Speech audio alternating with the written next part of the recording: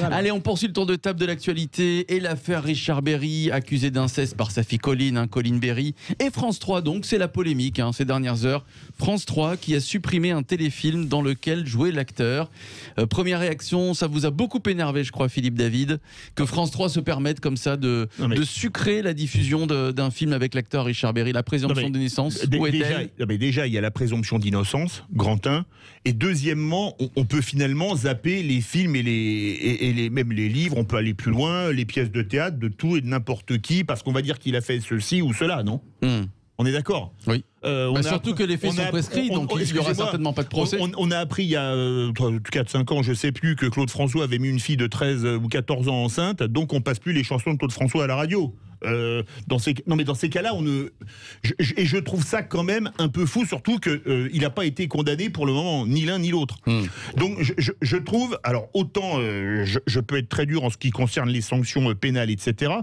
Autant le fait qu'on déprogramme les gens, ça me pose quand même un peu de problème. Je vous donne, avant de donner la parole à Philippe Bilger et Françoise Degois, je vous donne les explications quand même de France 3. Ça va être intéressant. La chaîne qui explique qu'elle a déprogrammé le téléfilm pour ne pas entraver les démarches juridiques. Écoutez d'ailleurs à ce propos la réaction de Maître Temim, qui est l'avocat de Richard Berry. Écoutez. Moi, je vous dis simplement que si c'est cette raison qui est avancée, ça signifie donc que, plus jamais aucun film où Richard Berry apparaît ne sera programmé sur le service public ? Jusqu'à ce que la justice... non, puisque justement, elle ne pourra jamais trancher. Voilà. Donc, c'est QFD. L'avocate de QFD. Colline Berry Qui prennent un bon avocat. Je leur conseille, avec des explications de cette nature, ils ont intérêt à être bien défendus. Ça n'est pas crédible du tout. Voilà la colère de Maître Temim, l'avocat de Richard Berry, dans l'émission C'est à vous sur France 5. Philippe Bilger.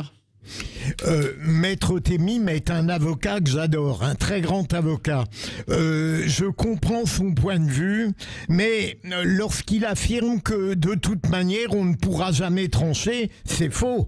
À un moment donné, peut-être y aura-t-il, à la manière dont la justice peut œuvrer aujourd'hui, avec une prescription, j'entends bien, il y aura peut-être des certitudes, peut-être pas absolues, mais au moins relatives. Et deuxième élément, c'est le fait que, paradoxalement, France 3, en disant ne pas vouloir s'immiscer dans le processus judiciaire, au fond, en déprogrammant, le fait très directement. Donc, j'aurais plutôt tendance, sur ce plan-là, et pas seulement au nom de la présomption d'innocence, à rejoindre Philippe David en prenant tous les risques de ce soutien. Alors, Françoise Degois. Je suis absolument d'accord avec les deux Philippe, c'est inacceptable, honnêtement.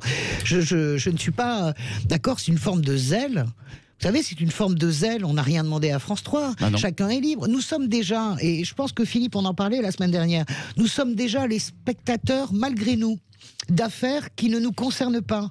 Moi, l'affaire Richard Berry, j'ai pas envie de savoir. Vous comprenez ce que je veux dire ? Il y a quelque chose qui est dérangeant dans cette affaire parce qu'on maîtrise absolument pas tout, on maîtrise pas les relations entre les deux frères, etc. On maîtrise rien. Nous sommes donc spectateurs involontaires et quelque part ficelés par cette affaire. De quoi se mêle France 3 ? Je suis d'accord avec Philippe sur l'argument. Ne lisons plus Alexandre Dumas.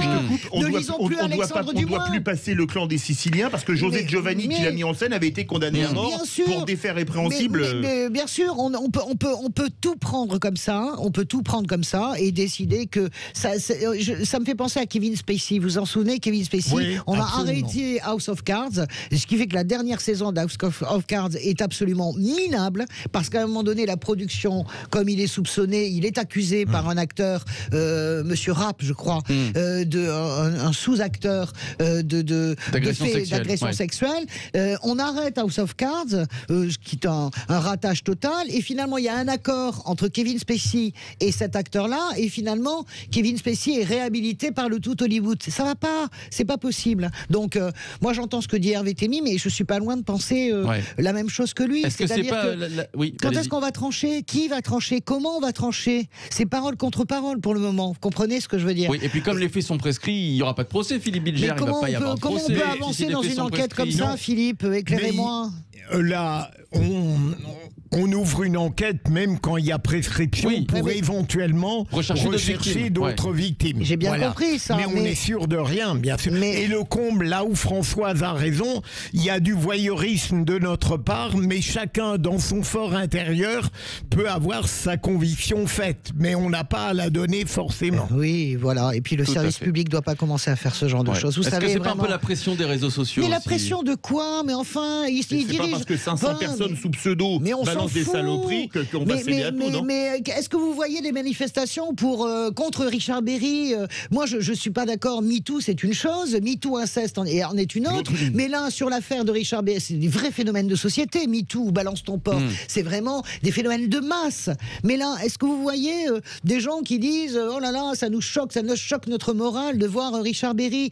Honnêtement, c'est les accusations de sa fille. Je ne sais pas si elle ment ou si elle dit la vérité. Je n'en sais rien. Mais France 3 ne peut pas s'immiscer dans une procédure judiciaire en expliquant qu'ils le font justement pour pas s'immiscer. C'est insupportable. Oui. Et puis en sachant que ça peut durer des années, donc France 3 pendant des années ne passera pas de film de Richard Berry et France 2 le service public, c'est absurde. Et donc ça veut dire quoi? Il est tricard, il est interdit de plateau, il est interdit de tout, parce que ça, qu'est-ce que ça va faire? Ça va faire qu'il va être interdit de tourner. Ça veut dire qu'il y a plein de producteurs qui ont déjà dû se détourner de lui.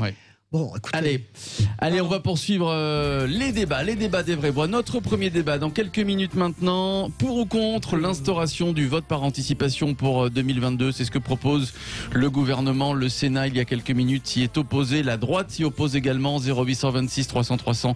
J'attends vos réactions. J'aimerais avoir votre avis sur ce sujet. Les débats, les vraies voix en débattent dans une poignée de minutes. Françoise Degois, Philippe David et Philippe Bilger ce soir. À tout de suite.